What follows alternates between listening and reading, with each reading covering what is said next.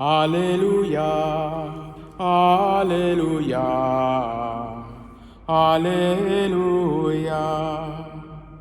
Alléluia, Alléluia, Alléluia. Jésus-Christ s'est fait pauvre, lui qui était riche, pour que vous deveniez riches par sa pauvreté. Alléluia, Alléluia, Alléluia. Le Seigneur soit avec vous. Évangile de Jésus-Christ selon saint Matthieu. En ce temps-là, Jésus disait à ses disciples, « Amen, je vous le dis, un riche entrera difficilement dans le royaume des cieux. Je vous le répète, il est plus facile à un chameau de passer par un trou d'aiguille qu'à un riche d'entrer dans le royaume des cieux. » Entendant ces paroles, les disciples furent profondément déconcertés, et ils disaient, « Qui donc peut être sauvé? » Jésus posa sur eux son regard et dit, « Pour les hommes, c'est impossible, mais pour Dieu, tout est possible. » Alors Pierre prit la parole et dit à Jésus, « Voici que nous avons tout quitté pour te suivre. Quelle sera donc notre part? » Jésus leur déclara, « Amen, je vous le dis, lors du renouvellement du monde, lorsque le Fils de l'homme siégera sur son trône de gloire, vous qui m'avez suivi, vous siégerez vous aussi sur 12 trônes pour juger les 12 tribus d'Israël. Et celui qui aura quitté, à cause de mon nom, des maisons, des frères, des sœurs, un père, une mère, des enfants ou une terre, recevra le centuple.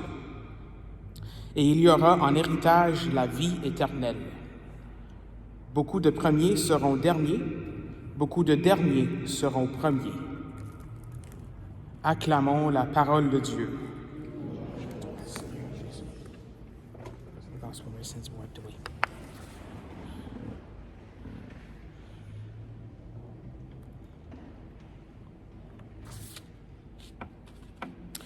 Aujourd'hui, dans l'Évangile, Jésus nous donne une vision de la récompense qu'attend ceux qui sont ses disciples. On pense souvent que cet évangile-là, c'est pour les milliardaires ou les millionnaires, mais je pense que c'est pour nous tous et toutes. Okay? Il a dit à Pierre, « Amen, je vous le dis, lors du renouvellement du monde, lorsque le Fils de l'homme siégera sur son trône de gloire, vous qui m'avez suivi, vous siégerez vous aussi sur 12 trônes pour juger les 12 tribus d'Israël. Et celui qui aura quitté à cause de mon nom des maisons, des frères, des sœurs, un père, une mère, des enfants ou une terre, recevra le centuple. » Alors, ça ne veut pas littéralement dire on doit quitter tout ce monde-là. Ça veut juste dire à qui on donne la priorité dans notre vie. Comme je lis ça et je pense à ma mère et ma sœur qui sont dans le bain tout de suite. Alors, en tout cas, donc on ne s'est pas quitté. Mais je pense que souvent, nous, on a trop une petite vision. On a trop une petite vision de où est-ce qu'on s'en va. On a des buts qui sont des fois trop petits. On pense souvent à juste qu'est-ce qui est devant nous. On pense à la prochaine promotion. On pense à avoir assez d'argent pour ceci ou pour cela. On pense à recevoir des biens. On pense à nos possessions. Qui on pourrait dire, éventuellement, au fil du temps, beaucoup de ces choses-là vont disparaître. Je me souviens d'un ancien recteur ici, de la cathédrale.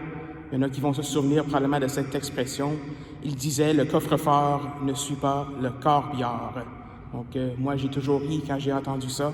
Mais en tout cas, on doit se rappeler que le Seigneur nous appelle à sa gloire. C'est ça que ça dit l'Évangile aujourd'hui. C'est ça la direction de notre vie. La vision pour notre vie, c'est la gloire de régner au paradis avec le Père, avec Jésus dans le ciel. C'est ça qu'il dit à ses disciples dans l'Évangile. Vous allez régner avec moi. C'est ça la récompense. C'est vers là qu'on s'en va. Et c'est bien ce qu'il nous dit. cette fête d'aujourd'hui de Marie, reine, le couronnement de Marie au ciel. Une semaine à avoir célébré son Assomption, Marie qui est entrée au ciel, corps et âme. Nous la reconnaissons aujourd'hui comme reine du ciel, notre reine. Elle siège auprès de son Fils, le Christ, qui est roi, sur un trône, comme la vision de l'Évangile aujourd'hui. Marie en est la première à régner avec le Christ en toute sa gloire. Et c'est notre appel aussi. Nous avons prié ça dans la prière d'ouverture. Les textes sont très reliés. Quand j'ai tout relu ça, là, j'ai dit, waouh, c'est tout relié. C'est ça qu'on a dit dans la prière d'ouverture. On a dit, Seigneur Dieu, tu as voulu que la mère de ton Fils soit notre mère et notre reine. Fais que, soutenus par son intercession, nous obtenions dans le royaume des cieux la gloire promise à tes enfants. Que nous obtenions la gloire promise. C'est une belle vision. Ça devrait nous donner de la paix, la joie. Ce matin, j'ai participé à la pratique des sœurs Queenship of Mary. Donc, elles font il y a une sœur qui va faire ses vœux perpétuels ce soir, ici à la cathédrale à 18h. Et donc, on avait une pratique ce matin pour la liturgie, pour la messe de ce soir. Et c'était beau de voir, parce qu'elle n'a pas fait ses promesses dans la pratique, là, elle va les faire à soir, mais on a pratiqué un petit peu. Et c'est beau de voir ça parce que les promesses qu'elle fait, c'est pour vivre uniquement pour le Seigneur. Des promesses d'obéissance, de pauvreté, de chasteté, à l'image du Christ, mort et ressuscité. C'est un écho des paroles de Pierre dans l'Évangile d'aujourd'hui. « Voici que nous avons tout quitté pour te suivre. » Alors je pense aujourd'hui le Seigneur nous invite aussi à se recentrer sur cette vision, qu'on va un jour régner avec lui au ciel.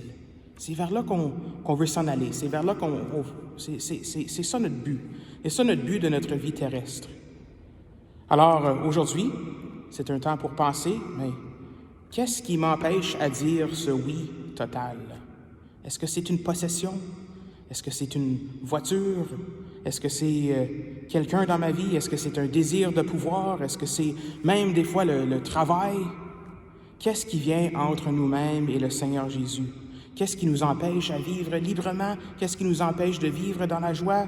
Qu'est-ce qui nous empêche de vivre le plan de gloire et de royauté que le Seigneur a pour nous?